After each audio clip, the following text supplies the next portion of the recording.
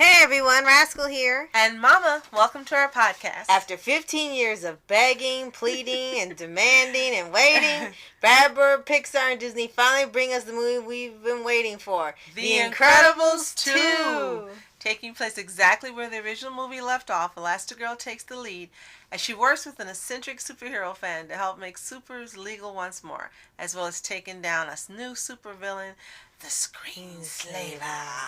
And I remember mentioning that Screenslaver was actually pretty advanced for The Incredibles. For the time period it takes place in? Yeah. Absolutely. Because we learned that it takes place in the 50s. Right. This is only like, at the end of the movie, at the end of the first movie is like 1 or 2 years later. That's it. And all of a sudden we got like computer hackers already. Like, were they around that quickly already? So to make sure, we asked our Nana and she was like, no freaking way. And then we also looked up, and computers at that time when they first were built would fill an entire room. Right. So they took liberties. Yeah, so they were a little more advanced in this movie. So, but anyway. Someone went back in a time machine and they messed up the timeline like on The Flash.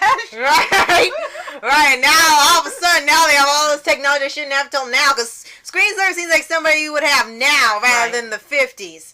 Name was a good play on words. Mm-hmm. So, let's talk about all the good things about Incredibles 2. Just existing. So far, it's existing. Finally having it is no longer just a theory or waiting or a fan trailer or something. It actually exists, and we finally got it. Yes. And the original main characters were back. The mom, the dad, the older sister. We're just going to, you know all the names. You know who they are, so we don't have to mention them. Right. Okay, Craig T. Nelson. Yeah, all the voice actors. Yes, all the stars. All awesome. And it was, it was great they were back. And of course, you said Dash, of course, had grown up too much to be Dash. Right. And the original man who had done the guy that helped them, I think his name was Rick Dickler. Yes. Yeah, the original guy passed away a few years ago, so they couldn't have him back. Like right before they started working on it, so they had to get some sound alike. Right. So it was great that the original cast was back. Right. Oh, Samuel L. Jackson. Oh, of course. And Honey. And she's still, one of the funniest parts about it is that, the where's my super suit scene is iconic. Well, they couldn't recreate it, but she still had a funny line in this movie too, where he found his super suit and he said, I'll be there ASAP, and all of a sudden you hear, where are you going ASAP? You better be back ASAP, and you better leave that suit. It's like, man, you still going on about that suit? And one of the most delightful parts, Brad Bird as Edna Mode. Yes. And the little montage that was, well, it wasn't a montage, but the scene with Jack was wonderful. Right. Just as wonderful as her first appearance in the first movie. Right. This was just as wonderful and endearing, and you were laughing and loving it just as much. Right. And you found out, Jack got powers at the end of the first movie. Oh, source of power. Yeah, now the dad and the rest of the family, except for the mom, they finally found out he had, like, they said 22 different powers. It's like, how'd you get that?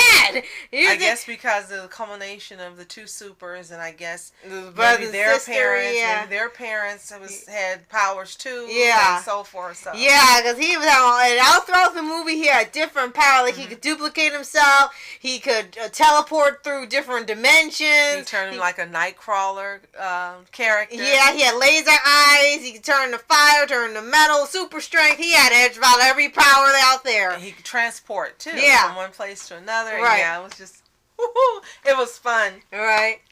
And for this one, like I said, Elastigirl had sort of the lead in this movie. When in the first one, it was Mr. Incredible, who was kind of going to do an undercover superhero work.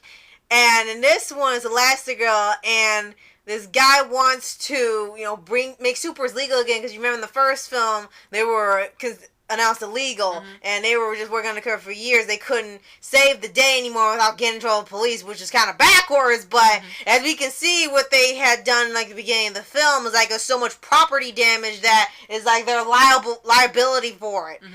So in this one, they also have some other superheroes in here that weren't introduced till a little later, but there are other ones who were starting to come out of retirement because of this movement. And one I really like was she would create these holes these like wormholes, and she would transport things and people through them. That was pretty cool. Boy, that was her name. Yeah, that was pretty neat.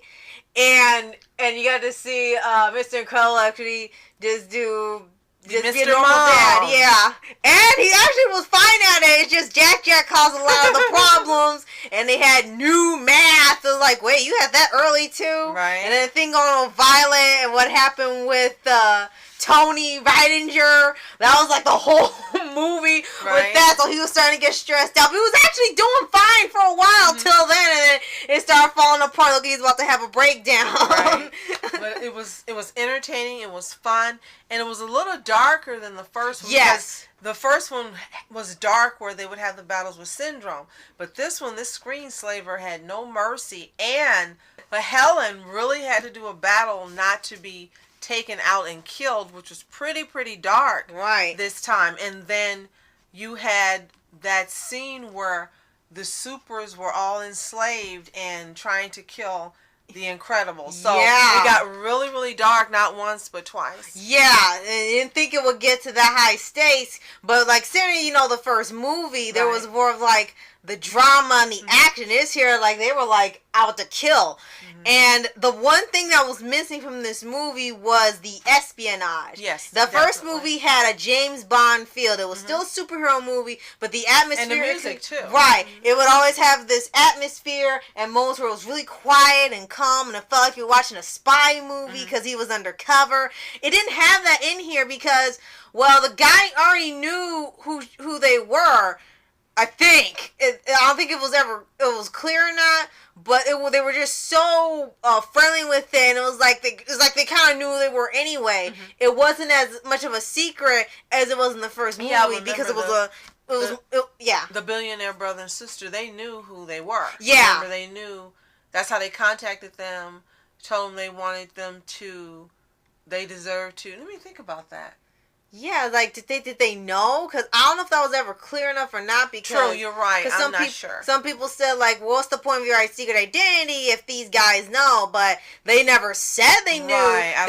They just knew the superheroes from the past and the commercials and stuff you found out, and their father knew the heroes and was great friends with them. That's all you knew. So it wasn't absolutely clear if they knew their sister figured it out. I think she knew by the time she put Elastigirl under the spell. I think she knew who she was, and that's when she had figured it out toward the end of the movie. Okay. But at the beginning, no, I don't think they knew who they were. Right.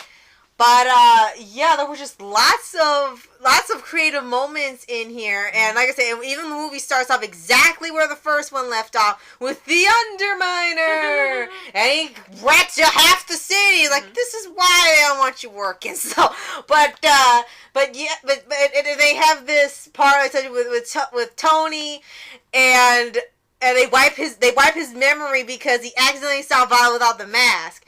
And he didn't really freak out. He was just really surprised. And then he let the guy know that what he saw, and then wiped his memory, but didn't just erase when he saw her. He erased her completely. Right. Like he never met her. And then she was in this emo mood the entire movie because she was pissed that they erased her from his memory. Like, he actually likes me now for me, and now he doesn't even know who I am. Yeah, and then the whole movie, it was like she was just angry because he didn't remember her. It was like, oh, poor Bob. Poor Violet, too. Right? But there were some really standout moments for this movie, and one, as we mentioned earlier, are the fight scenes. They were just incredibly intense, dark.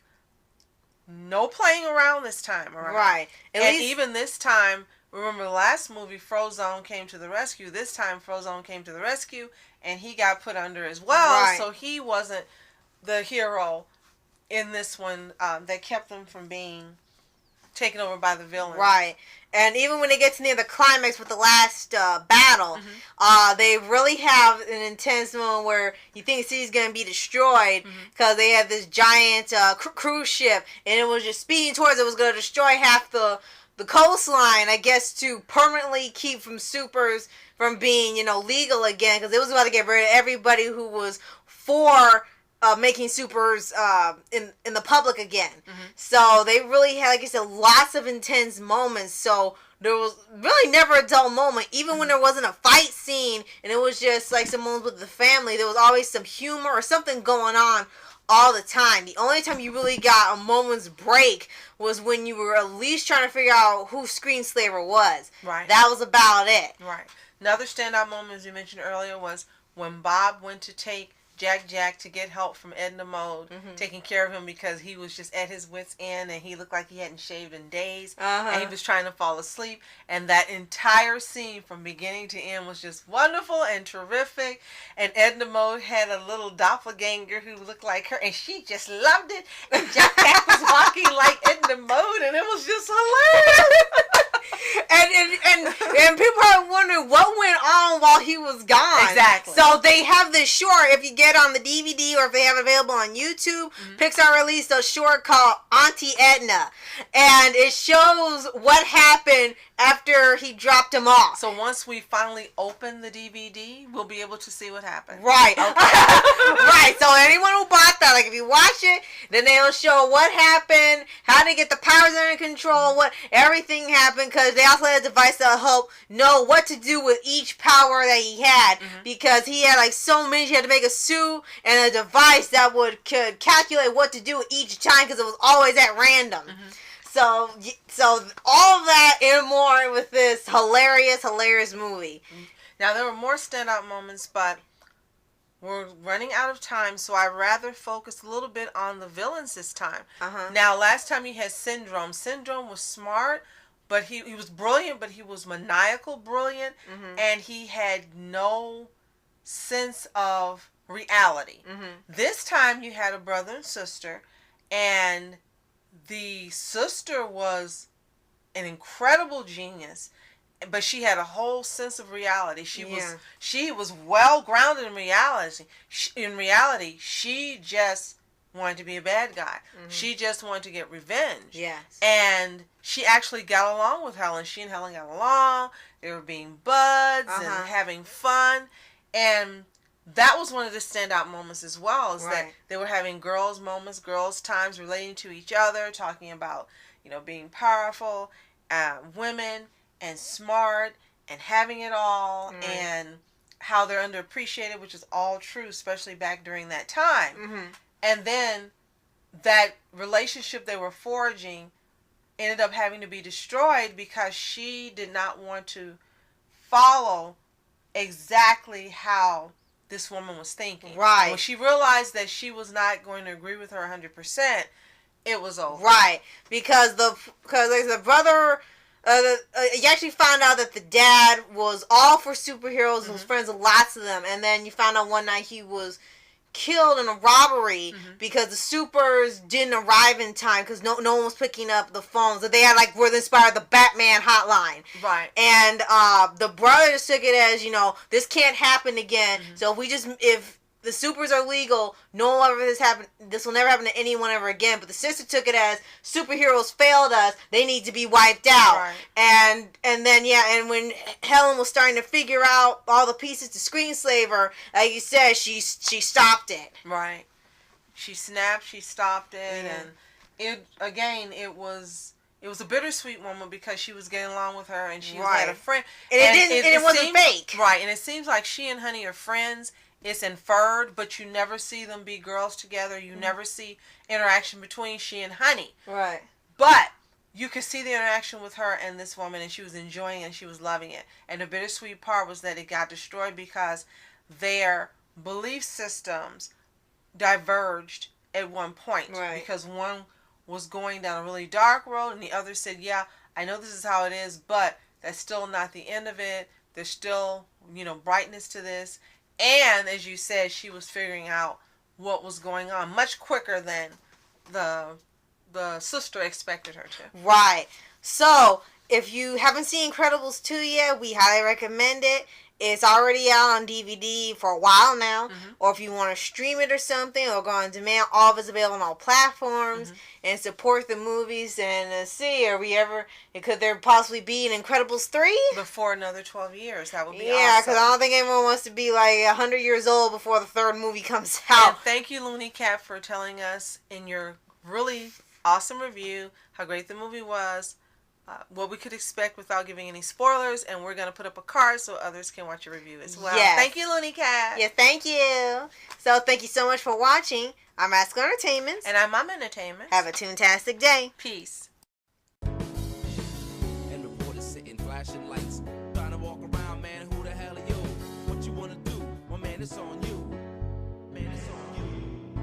Met her in my dreams, she was my queen. A castle in the mountaintops, rivers and streams. Plucking sunlight from the sky in my pocket, give it to you later.